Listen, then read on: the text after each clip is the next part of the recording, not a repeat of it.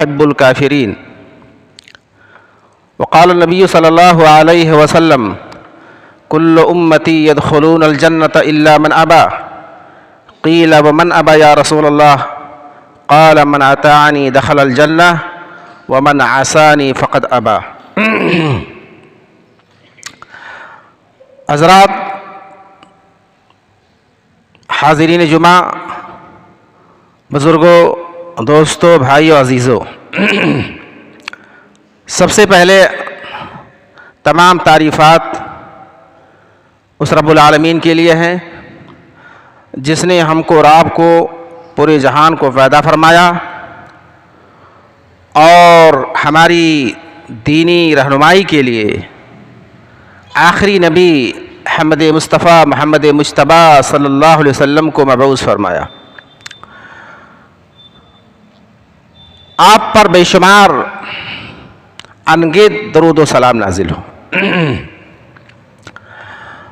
حضرات، جیسا کہ ہم کو اور آپ کو سب کو معلوم ہے کہ ہم اور آپ مسلمان ہیں، دین کا کلمہ پڑھتے ہیں. مسلمان ہونے کا مطلب یہ ہے کہ ہم کلی طور پر، پورے طور پر اللہ رب العالمین کے فرما بردار بن جائیں. مسلمان بننے کا مطلب یہ ہے کہ ہم رب العالمین کے پورے طور پہ فرما بردار ہوں، اس کے احکام کو اور اس کے فرامین کو پورے طور پہ ماننے والے ہوں، اسی کو مسلمان کہا جاتا ہے. اور اگر رب کے فرمان کو، رسول کے فرمان کو، شریعت کے احکام کو بندہ نہ مانے، اسی کو کافر کہا جاتا ہے.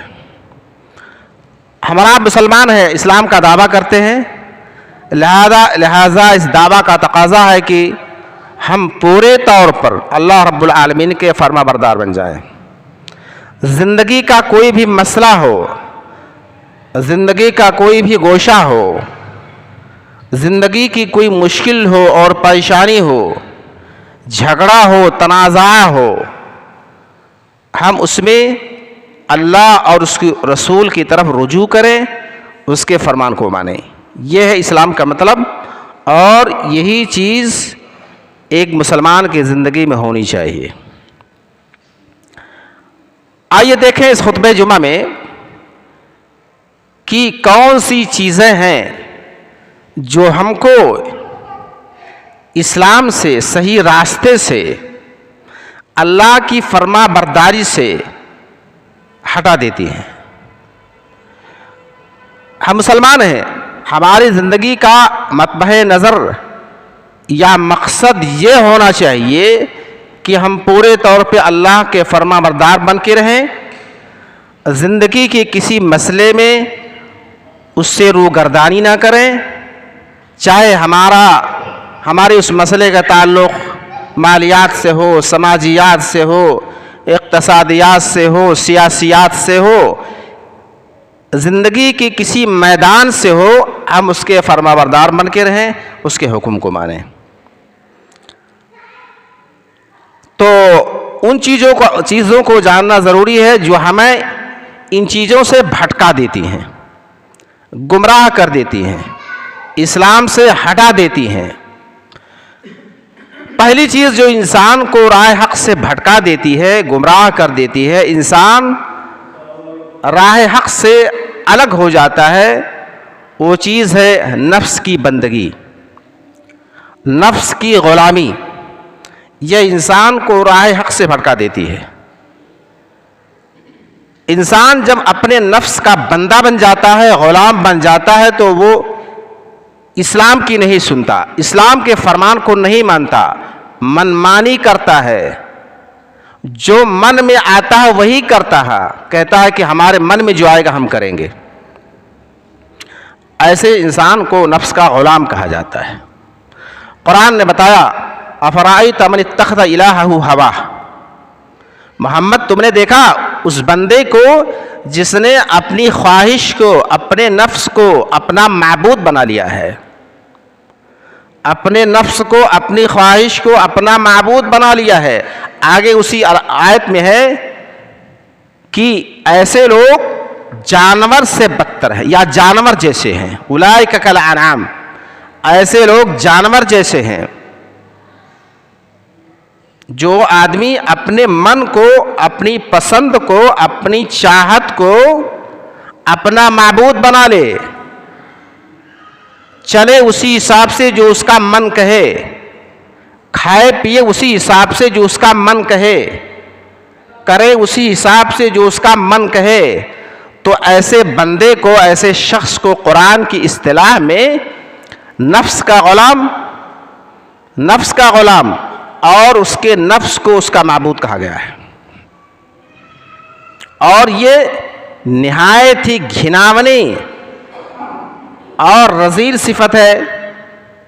ایسا انسان جانور جیسا ہو جاتا ہے، ایسا انسان جانور جیسا ہو جاتا ہے۔ اس کو، جانور کو قاعدہ قانون سے کوئی مطلب نہیں ہے، اس کے لیے کوئی قاعدہ نہ قانون، وہی کرتا جو اس کا جی چاہتا ہے۔ اللہ نے کہا اولئک کالانعام، ایسے لوگ جانوروں جیسے ہیں۔ مجھے بندہ مثال کے طور پر یہ کہے مجھے شراب کی لت ہے، میں شراب پیوں گا، میرا جی لگتا ہے اس میں، مجھے بے حد پسند ہے شراب، میں کسی کی نہیں سنوں گا۔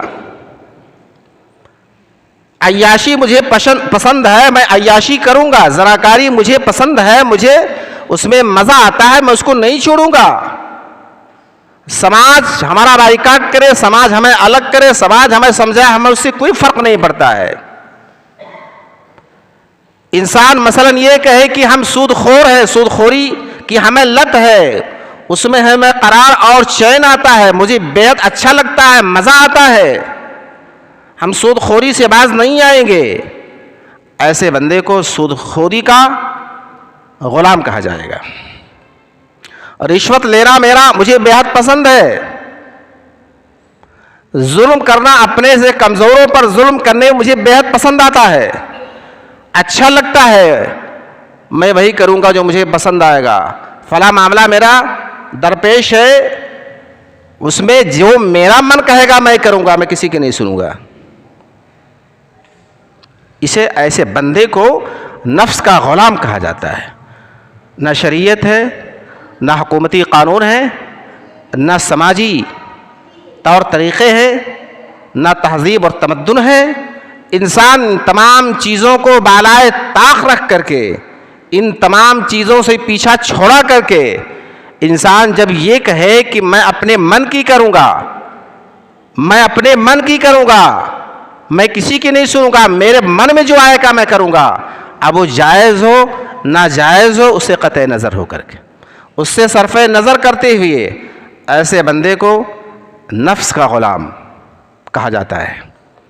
اس بندے نے اپنے نفس کو اپنا معبود بنا لیا اور خود اس کا غلام بن گیا۔ قرآن میں ایسے شخص کی بے حد مذمت آئی ہے، بے حد مذمت آئی ہے، اور اللہ تبارک و تعالیٰ نے اپنی زبان میں ایسے انسان کو جانور قرار دیا ہے جو اپنی پسند کی کرے۔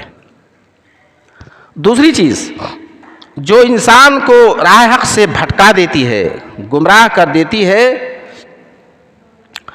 وہ خاندانی رسم و رواج کی نقالی ہے یا خاندانی رسم و رواج کی پابندی ہے۔ خاندانی رسم و رواج کی پابندی ہے۔ انسان کے خاندان میں، قبیلے میں بسا اوقات کوئی چیز رائج ہوتی ہے، اس کو کرتے رہتے ہیں، تو کچھ ناسمجھوں کے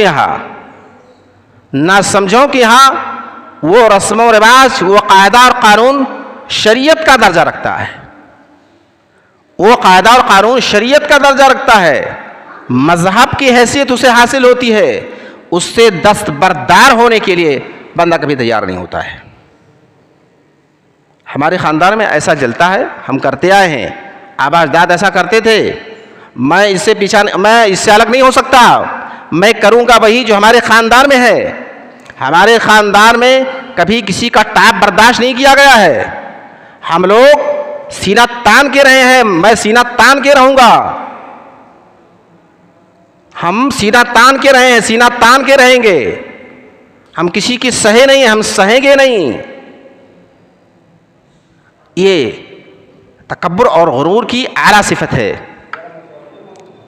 اس سے قطع نظر کہ وہ چیز جو خاندان میں رائج ہے وہ ٹھیک ہے کہ نہیں ٹھیک ہے، شریعت سے میل وہ چیز کھاتی ہے کہ نہیں کھاتی ہے، انسان اس سے صرف نظر کر کے اپنے قبیلے اور خاندان کے قانون کا پابند بن جائے، قبیلے اور خاندان کے قانون کا پابند بن جائے. اور تیسری چیز جو انسان کو راہ حق سے بھٹکا دیتی ہے وہ سماج کے قانون کی پابندی. سماج کے قانون کی پابندی، جیسے کہ انسان کہے کہ ہمارے سماج میں یہ چلن ہے، ہمارے سماج میں بیٹی کو کبھی حصہ دیا ہی نہیں گیا تو میں کیسے دوں گا، ہمارے سماج میں بیٹی کو بہن کو کبھی حصہ نہیں دیا گیا تو میں کیسے کروں گا، میں کیسے دوں گا، ہمارے سماج میں سرکاری بجلی کی چوری کو یا سرکار کی چوری کو چوری نہیں مانتا تو میں کیسے باز آؤں گا. پورا سماج کرتا ہے اس کو. ہمارے سماج میں دوسری شادی معیوب سمجھی جاتی ہے، لہذا معیوب ہے. ہمارے سماج میں بیٹی کو طلاق ہو جائے تو اس کا انس لیا جاتا ہے اور زبردست بھرپائی کرائی جاتی ہے تو میں کیسے چھوڑوں گا، وغیرہ وغیرہ. یہ سماجی قانون کی پابندی ہے، سماجی قانون کی پابندی ہے. اس سے صرف نظر کرتے ہوئے کہ یہ چیز شریعت سے میل کھاتی کہ نہیں کھاتی ہے. یہ مین 3 چیزیں ہیں. انسان جب ان چیزوں کا شکار ہو جاتا ہے یا ان چیزوں کا پابند ہو جاتا ہے تو وہ انسان حق کی پرواہ نہیں کرتا، شریعت کی پرواہ نہیں کرتا، قانون کی پرواہ نہیں کرتا اور اپنے کرتا ہے، اپنے چلاتا ہے. قرآن نے ان تینوں طریقوں کی مذمت فرمائی ہے، تینوں طریقوں کی مذمت فرمائی.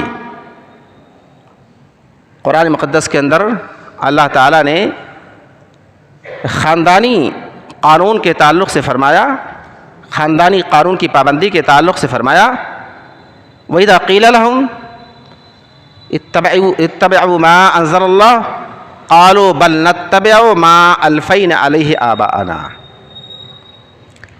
جب کفار مکہ سے کہا جاتا تھا کہ اللہ نے جو شریعت اتاری ہے اس کو مانو، اللہ نے جو دین اتارا ہے اس کو تسلیم کرو، اس کو مان لو، تو کہتے تھے قالوا بل نتبع ما الفینا علیہ آباءنا. وہ کہتے تھے کہ نہیں، ہم تو مانیں گے وہ جس پر ہم نے اپنے باپ دادا کو پایا ہے، جس پر ہم نے اپنے باپ دادا کو پایا ہے. ایک اور بات میں کہا گیا کہ جب ان سے کہا جاتا تھا کہ تعالوا الی ما انزل اللہ رسول قالوا حسبنا ما وجدنا علیہ آباءنا. کہا جاتا تھا کہ اللہ اور اس کے رسول کی مانو، تو کہتے تھے نہیں، ہم تو ہمارے لیے وہی قانون وہی طریقہ کافی ہے جس پر ہم نے اپنے باپ دادا کو پایا ہے. باپ دادا کو پایا. آپ جانتے ہیں کہ مکہ کے ماحول میں اللہ کے نبی علیہ الصلاۃ والسلام جب مبعوث فرمائے گئے تو ان لوگوں کے ہاں ان کا خاندانی طور طریقہ تھا بتوں کی عبادت کرنا، بت پرستی ان کے قبیلے کے رگ و ریشوں میں سرایت کر گئی تھی، اور وہ کسی حال میں بت پرستی کو چھوڑنے کے لیے نہیں تیار تھے اور اصرار بھی کرتے تھے کہ ہمارے باپ دادا نے جب لات و حبل کی عبادت کر رکھی ہے شروع سے تو ہم کہاں اس کو چھوڑنے والے. یہ ان کا جواب ہوتا تھا. لیکن آپ کو وہیں یہ بھی معلوم ہوگا کہ صحابہ کی جب شریعت اسلامیہ کا نزول ہوا، اللہ کے نبی علیہ الصلاۃ والسلام نے صحابہ سے بتایا، اپنے صحابہ سے بتایا کہ قرآن یہ ہے، اسلام یہ ہے، شریعت یہ ہے، تو لوگ اسلام میں داخل ہوئے، اور اسلام میں داخل ہونے کے بعد ان تمام چیزوں سے اس حد تک تائب ہوئے کہ کبھی پلٹ کے اس کی طرف دیکھا نہیں، پلٹ کر کبھی اس کی طرف دیکھا نہیں۔ شراب، تاریخ یا اہل علم جانتے ہیں، تاریخ کا مطالعہ کرنے والے جانتے ہیں کہ شراب ان کے رگ و ریشے میں شرائط کی ہوئی تھی، وہ شراب پہ بے حد رسیت ہے، کوئی مجلس ان کی شراب و کباب سے خالی نہیں ہوا کرتی تھی۔ لیکن جب اسلام ان کے دلوں میں گھسا، داخل ہوا، اسلام کی تعلیمات ان کے رگ و ریشے میں شرائط کر گئیں، تو اس سے اس حد تک تائب ہوئے کہ کبھی پلٹ کے اس کی طرف دیکھا نہیں۔ تاریخ کا مطالعہ کرنے والے جانتے ہیں کہ شراب جب حرام ہوئی، شراب جب حرام ہوئی تو ان لوگوں کی شراب و کباب کی جام و صبح کی محفل لگی ہوئی تھی، لوگ شراب پی رہے تھے، عین اسی موقع پر لوگوں کا ایک گروہ تھا جو عین اسی موقع پر شراب کی محفل رچائے ہوئے تھا، شراب پی جا رہی تھی۔ لیکن اللہ کے نبی کے منادی نے جب اعلان کیا کہ شراب حرام ہو گئی، تو یہ آواز جب ان کے کانوں میں پہنچی، کانوں تک پہنچی یا ان کے کانوں میں گونجی، تو ان کے ہاتھ وہیں تھم گئے، جہاں تھے وہیں رک گئے۔ ہاتھ اگر لب تک پہنچنے والے تھے تو لب تک نہیں پہنچ سکے، روک لیے گئے۔ اگر شراب منہ میں اتار لی گئی تھی اور گھونٹ کو گلے سے نیچے نہیں اتارا گیا تھا، تو اس گھونٹ کو اگل دیا گیا، تھوک دیا گیا، شراب پیٹ کے اندر داخل نہیں کی گئی۔ اسے کہتے ہیں اسلام، اسے کہتے ہیں اسلام، اسے کہتے ہیں ایمان۔ ایمان مسلمان کا مطلب ہے رب کا مکمل فرما بردار بن جانا، رب کا مکمل فرما بردار بن جانا، رب کے حکم کے خلاف ایک انچ ایک بالش نہیں کھسکنا، اسے اسلام کہا جاتا ہے۔ صحابہ کرام نے اسلام قبول کیا تھا، جب اللہ کے نبی کا فرمان ان کی کانوں تک پہنچا تو وہ ہاتھ وہیں رک گئے، شراب کے مٹکے توڑ دیے گئے۔ مورخین لکھتے ہیں کہ شراب کے مٹکے جب توڑے گئے تو مدینے کی گلیوں میں شراب ایسے بہتی تھی جیسے بارش کا پانی بہتا ہے، جیسے بارش کا پانی بہتا ہے۔ ہم آپ ہوتے تو شاید یہ کہتے کہ چلو اب تو شراب حرام ہو رہی ہے، اب کہاں پینے کو ملے گا، اب تو مدینے سے شراب اٹھا لی جائے گی، اب تو شراب کبھی ملے گی نہیں، چلیے آج تو کم سے کم مزہ لے لیں، آخری وقت ہے، مزہ لے لیں، پی لیں، شکم سیر ہو کے پی لیں، پیٹ بھر بھر کے پی لیں، اب کہاں ملے گی شراب۔ لیکن ایسا نہیں ہوا، شراب کے مٹکے جو بھرے بھرائے رکھے ہوئے تھے پٹک دیے گئے اور وہ مٹکے توڑ دیے گئے، اور شراب مدینے میں ایسے بہتی تھی جیسے کہ بارش کا پانی بہتا ہے۔ اسے اسلام کہا جاتا ہے، اسے ایمان کہا جاتا ہے۔ مسلمان کا مطلب ہے کہ اللہ کا مکمل فرما بردار بن جانا، رب کے حکم کے آ جانے کے بعد سرے منہ انحراف نہ کرنا، اسی کو اسلام کہا جاتا ہے۔ وہ بھی نفس پرست تھے، وہ بھی نفس کے غلام تھے، وہ بھی نفس کے غلام تھے، لیکن ہمارے اور ان میں فرق یہ ہے کہ نفس کی غلامی واضح ہونے کے بعد، نفس کی غلامی واضح ہونے کے بعد، معلوم ہونے کے بعد، وہی چیز جس کے وہ غلام بنے ہوئے تھے اور جس کو اپنا معبود بنائے ہوئے تھے، انہوں نے رشتہ توڑ دیا، انہوں نے عبد اور معبود کا رشتہ توڑ دیا، غلامی کا رشتہ توڑ دیا، اور ہمیشہ ہمیشہ کے لیے سے طائب ہو گئے۔ ہماری زندگی میں، آپ کی زندگی میں بھی ایسے مراحل آتے ہیں، کوئی چیز ہمیں بے حد پسند ہے، کوئی معاملہ ہمارے سامنے آیا، ہمارا من یہ کہتا ہے کہ ہم اس کو ایسے ڈیل کریں گے، ہمارا من یہ کہتا ہے کہ ہم اس کو ایسے حل کریں گے، ہم تو فلاں کو برداشت نہیں کر سکتے، ہم تو فلاں کو نہیں سہ سکتے، ہماری انا کو اس نے ٹھیس پہنچائی ہے، چاہے وہ چیز، اس چیز میں ہمارا نقصان ہو یا نفع ہو، اس سے مطلب نہیں ہے، ہمارا من یہی کہتا ہے اس معاملے میں ہم وہی کریں گے۔ یہ اسلام کے اور ایمان کے خلاف ہے، ایمان کے اسلام کے خلاف ہے۔ انسان کو نفس کا غلام نہیں بننا چاہیے. میں نے بہت سارے لوگوں کو کہتے ہی سنا کہ بھائی میں اس معاملے میں وہی کروں گا جو ہمارا من کہے گا. اس کا مطلب یہ کہ نہ آپ کے سامنے شریعت ہے، نہ آپ کے سامنے قانون ہے، نہ آپ کے سامنے سماج ہے. کوئی چیز، کسی چیز کی آپ کو فکر نہیں ہے، آپ وہی کریں گے جو آپ کا من کہے، قطع نظر اس کے کہ وہ چیز آپ کے لیے جائز ہو، ناجائز ہو، اس میں عدل ہے یا ظلم ہے، اسے قطع نظر. ایسا بندہ نفس کا غلام ہوتا ہے. ایسا بندہ جانور سے بھی بدتر ہوتا ہے. جانور سے قرآن نے اس کو جانور قرار دیا. اولئک کالانعام بل ہم اضل. ایک جگہ قرآن نے کہا اولئک کالانعام بل ہم اضل. وہ تو جانور جیسے ہیں بلکہ اس سے بھی بدتر ہیں. جانور کم سے کم اپنی مالک کی سنتا ہے. جانور اپنے مالک کی سنتا ہے. اس کو آواز دے گا دوڑتا آئے گا، اس کو بھگائے گا بھاگ جائے گا. جانور اپنے مالک کی سنتا ہے. لیکن انسان اس معنی میں جانور سے بدتر ہے کہ اس کا رب پکارتا ہے، اس کا رب حکم دیتا ہے یہ مانو یہ کرو، اور رب کی بھی نہیں سنتا. اس معنی میں جانور سے بدتر انسان ہو گیا. اور خاندانی رسم و رواج کی پابندی کے حوالے سے آپ جانتے ہوں گے کہ بت پرستی بہت عام تھی ان کے اندر. یہ رسم و رواج عام تھا ان کے اندر. برسوں اور صدیوں اور زمانوں سے یہ چیز چل رہی تھی. معبود، انسان جب کسی کو معبود بنا لیتا ہے، بت پرستی کا عادی ہو جاتا ہے، تو اس کو چھوڑنا بے حد مشکل ہوتا ہے. بے حد مشکل ہوتا ہے. معبود کو یا دھرم کو آپ کہہ لیں، مذہب کو چھوڑ دے، یہ بہت مشکل ترین چیز ہوتی ہے. بہت مشکل ہوتا ہے، بہت مشکل ہوتا ہے. لیکن ان لوگوں نے بھی اس کو کر کے دکھایا. صحابہ کرام نے اس کو بھی کر کے دکھایا. اپنے محبوب، اپنے پسندیدہ دین کو بھی چھوڑ کر کے دکھایا.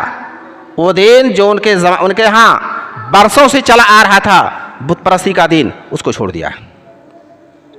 اور یہی نہیں بلکہ ان بتوں کو جن کو وہ اپنا معبود مانتے تھے، اپنا خدا مانتے تھے، اپنے ہاتھوں سے توڑ توڑ کے رکھ دیا. اپنے ہاتھوں سے توڑ توڑ کے رکھ دیا. کیا لوگ ہم ایسا کرنے کے لیے تیار ہوں گے؟ ہم ایسا کرنے کے لیے تیار ہوں گے؟ نہیں تیار ہوں گے، نہیں تیار ہوں گے. جس کو ہم نے معبود بنا لیا، جس کو ہم نے اپنا منظور نظر بنا لیا، جس کو ہم نے اپنی پسندیدہ چیز بنا لی، اس کو چھوڑنے کے لیے تیار نہیں ہوں گے. جس کو ہم نے اپنا دوست بنا لیا، اس کی دوستی ختم کرنے کے لیے تیار نہ ہوں گے. جس کو ہم نے اپنا حبیب بنا لیا، اس کی محبت اپنے دل سے نکالنے کے لیے تیار نہیں ہوں گے. جس کو ہم نے اپنا پیر بنا لیا، اس کی پیری سے دستبردار ہونے کے لیے ہم تیار نہیں ہوں گے. لیکن صحابہ کرام کے اندر یہ چیز نہیں تھی. اسلام جب ان کے دلوں میں داخل ہوا تو اس قدر ان کی دل میں انقلاب، ان کی زندگی میں انقلاب پیدا کیا کہ وہ ساری کی ساری چیزوں سے تائب ہو گئے اور ہمیشہ ہمیش کے لیے اسلام کا قلادہ اپنی گردنوں میں ڈال لیا، اپنے گلے میں ڈال لیا، اور کبھی بھی اس سے الگ نہیں ہوئے. ہماری زندگی کا اور ان کی زندگی کا نمایاں فرق ہے. ہماری زندگی کا اور ان کی زندگی کا نمایاں فرق ہے. اسی اسلام کو ہم کو اور آپ کو اپنی زندگی میں لاگو کرنے کی ضرورت ہے. اسی اسلام کو اپنانے کی ضرورت ہے. تبھی ہم اور آپ پکے سچے مسلمان بن کے مستحق فلاح ہوں گے. آخرت میں کامیابی کی ضمانت اسی بات پہ ہے کہ ہم پکے سچے مسلمان بنیں. یا ایھا الذین آمنوا ادخلوا فی السلم کافہ. قرآن نے ایک جگہ فرمایا یا ایھا الذین آمنوا ادخلوا فی السلم کافہ. لوگو جی ایمان لائے ہو، اسلام میں پورے کے پورے داخل ہو جاؤ. اسلام میں پورے کے پورے داخل ہو جاؤ. یہ اسلام نہیں کہ کہیں ہم دین کی مانیں، شریعت کی مانیں، اور کہیں اپنی مانیں، کہیں رسم و رواج کی مانیں، کہیں قانون کی مانیں، حکومتی قانون کی مانیں. ایسا نہیں. قانون ہمارے اور آپ کے لیے اگر ہے مسلمان ہونے کی حیثیت سے تو وہ شریعت کا قانون ہے، وہ شریعت کا قانون ہے. انتہائی یا حد درجہ افسوس کی بات ہے کہ اگر ہمارے سماج میں اس حد تک لوگ یا ہم اور آپ اسلام سے دور ہو چکے ہیں، اسلام سے دور ہو چکے ہیں کہ اگر کوئی بندہ اسلام پہ عمل کرتا ہے تو اس کی تان و تشنیع کی جاتی ہے.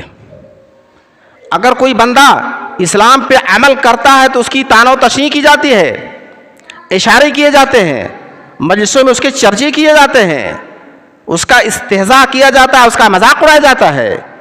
اس حد تک ہم لوگ گر چکے ہیں. اگر کسی نے 2 شادی کر لی، اسلام کے قانون کے خلاف بالکل نہیں ہے.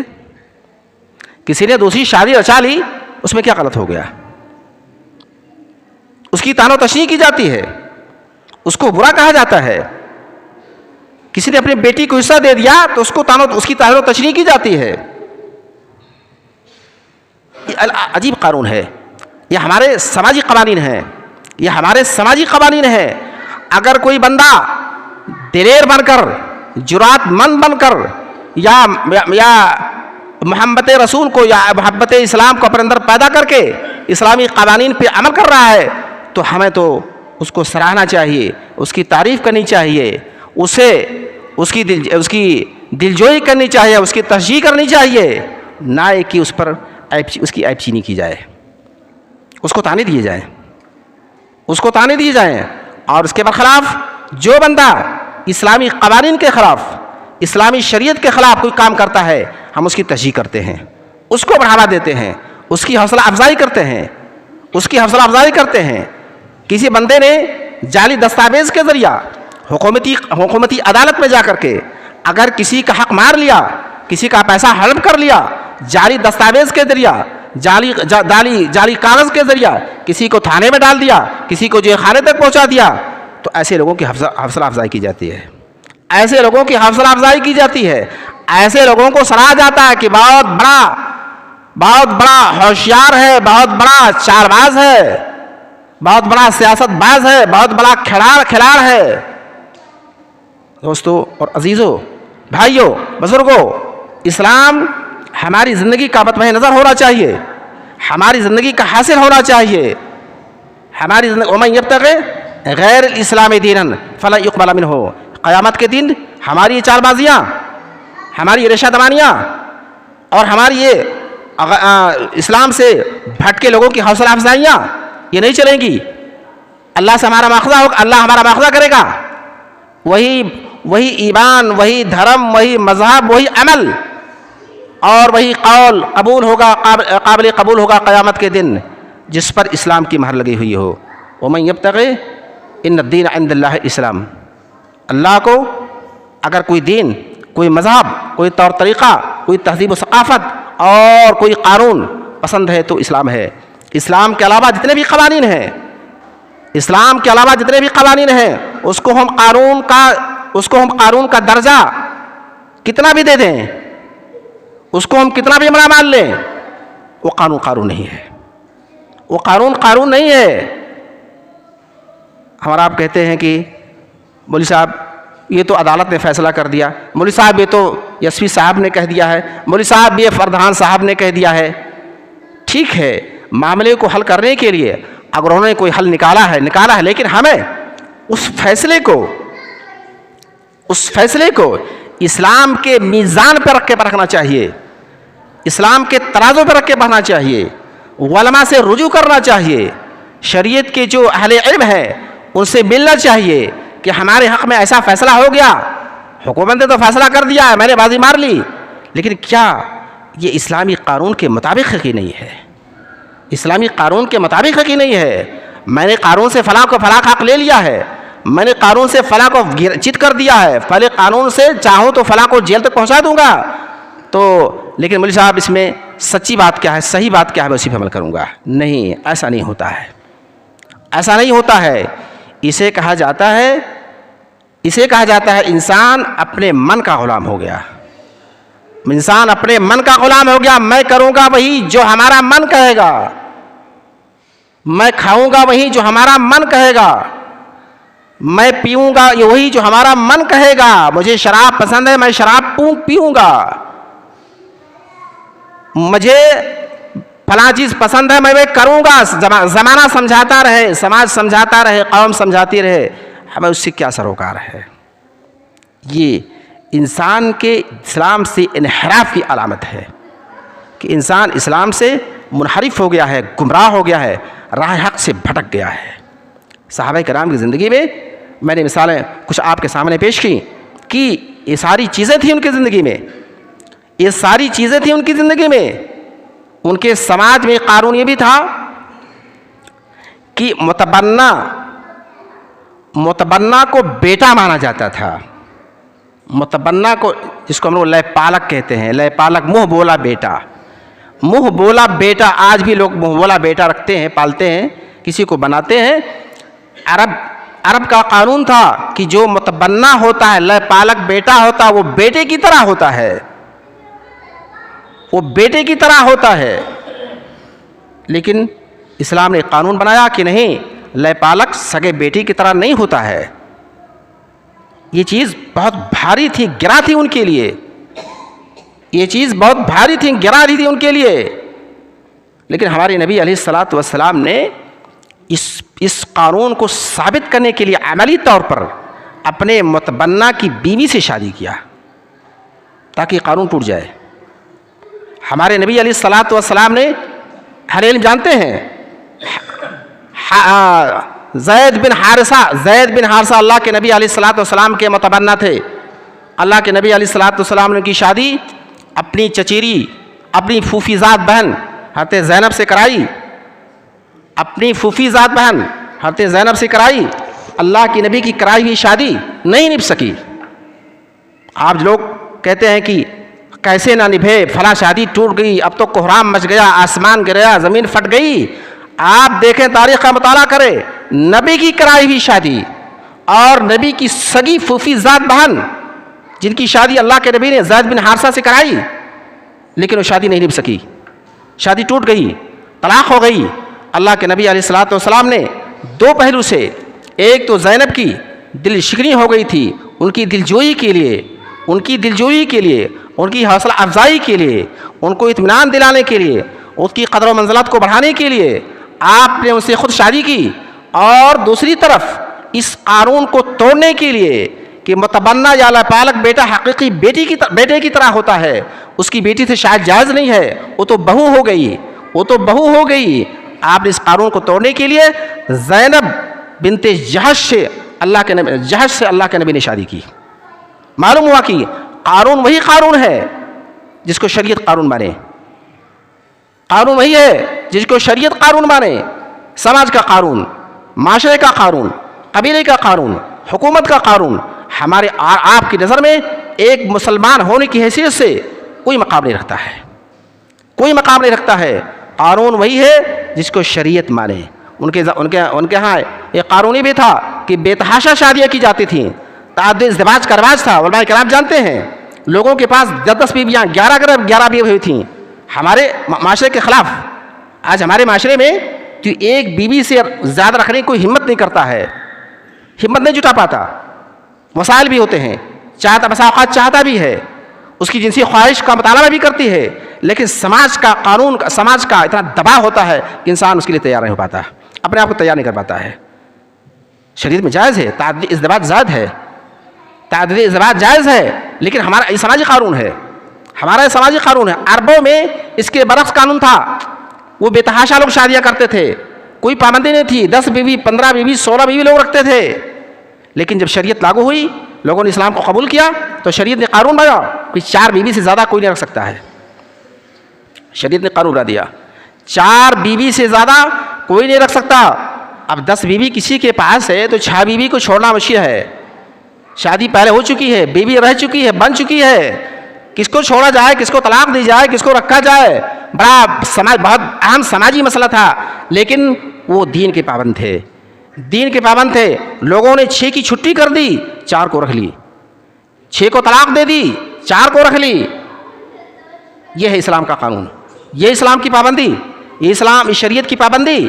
تو وہ لوگ اسلام کے سامنے سر تسلیم خم کرنے والے تھے، اسلام کو ماننے والے تھے، اور قانون ان کی نظر میں وہی قانون منظور نظر ہوا کرتا تھا جو اسلام بنائے، جس کو اسلام پسند کرے. رب العالمین سے دعا ہے کہ رب العالمین ہمیں گمراہیوں سے بچائے اور پکا سچا مسلمان بنائے، اسلام کے دائرے میں پورے طور پہ داخل ہونے کی توفیق عنایت فرمائے.